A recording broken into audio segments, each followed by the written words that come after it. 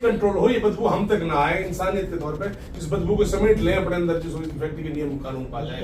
और ये बदबू से सर सांस लेना बिल्कुल, आप हमारे बच्चे से पूछ रहे हो सर, चल के बच्चों का तो और बुरा हाल हो रहा है सर। जहां जनता की सांसों का सवाल हो वहां आवाज उठानी पड़ती है।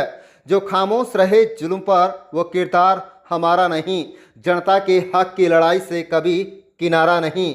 साफ हवा और सुरक्षित जीवन हर इंसान का अधिकार है। सच के लिए झुक जाएं, इतना भी लाचार हम नहीं। आप देख रहे हैं मेवात से लियाकत अली की रिपोर्ट। चैनल को सब्सक्राइब जरूर कर लीजिएगा। बता दें कि मेवात के टपकन स्थित मीट फैक्ट्री के विरोध में ग्रामीणों ने उठाई आवाज। मुख्यमंत्री के नाम ज्ञापन सौंपा गया। नूहू जिले के गांव चंदेनी के ग्रामीणों ने गांव टपकन में संचालित AOV agro food private limited meat factory के खिलाफ मुख्यमंत्री के नाम एक ज्ञापन एसडीएम नूहू के माध्यम से सौंपते हुए कार्रवाई की मांग की है। ग्रामीणों का आरोप है कि फैक्ट्री के संचालन से निकलने वाली दुर्गंध और कथित पर्यावरणीय समस्याओं के कारण आसपास के गांवों के लोगों को परेशानी का सामना करना पड़ रहा है।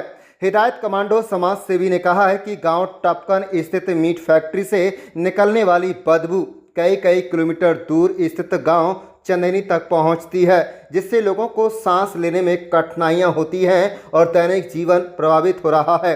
ज्ञापन में यह भी उल्लेख किया गया कि फैक्ट्री के संचालन को लेकर पहले से विवाद चल रहा है तथा ग्राम पंचायत टपकन द्वारा इस संबंध में न्यायालय में मामला दायर किया गया है, जो वर्तमान में विचाराधीन है।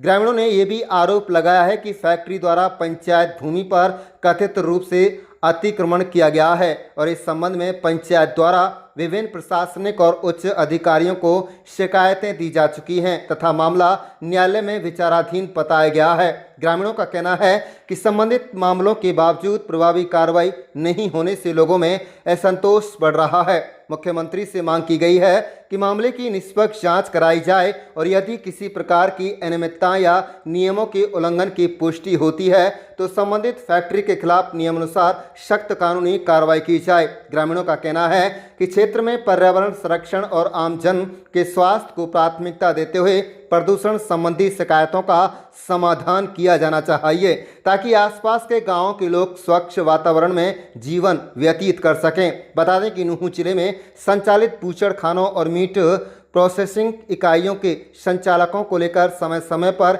स्थानीय स्तर पर विरोध और शिकायतें सामने आती रही हैं। हालांकि इन आरोपों और दावों की पुष्टि संबंधित जांच एजेंसियों अथवा न्यायालय द्वारा किया जाना शेष है। वर्तमान मामले में भी ग्रामीणों द्वारा उठाए गए मुद्दों पर प्रशासनिक स्तर पर आगे की कार्रवाई और जांच का इंतजार किया जा रहा है। शुक्रिया लियाकत अली साहब। मैं यही कहूँगा कि मेरा गांव चंदेनी है और मेरे गांव के जो पड़ोस गांव है टपकन गांव में ऑलरेडी काफ़ी दिनों से मीट फैक्ट्री है, जिसको बूचड़ खाना कहते हैं हम। वो बूचड़ खाना खुला हुआ है और रात करीबन 8 से 8:30 बजे बदबू स्टार्ट हुई थी। 3 से 4 किलोमीटर डिस्टेंस पे जब अरावली पर्वत की तरफ से हवा हमारे गांव की तरफ आ रही थी, चंदेनी की तरफ, तो इतनी जहरीली बदबू थी कि सांस लेना मुश्किल हो गया था। उल्टी जैसा जी सबका कर रहा था, मतलब जी मतला गया था हर आदमी का। कहीं ना कहीं इतनी जहरीली हवा से हमारे वातावरण के अंदर पूरी तरह दूषित तो है ही, और हमारा जीना दुर्लभ है। उस चीज को लेकर एक आक्रोश था गाँव वासियों के अंदर भी, हमारे सबके अंदर। तो एक सोशल वर्कर होने के नाते मैंने उसको गांव की एक जिम्मेदारी निभाते हुए समाज में इस चीज को जागरूक करते हुए आज मुख्यमंत्री श्री नायब सिंह सैनी साहब हरियाणा सरकार को डीसी साहब के मार्फत ज्ञापन दिया, लेकिन डीसी साहब मौजूद नहीं थे तो मैं एसडीएम साहब के मार्फत ज्ञापन दिया। इस तरह की लापरवाही सामने आती है और भी कई फैक्ट्रियां हैं।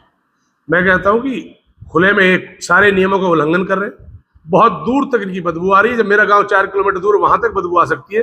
तो इसी तर्ज पे मैं कहूँगा पूरे मेवात के अंदर बड़े दिनों से, काफी दिनों से लोगों के बीच हाहाकार है। कहीं न कहीं लोग विवश हैं।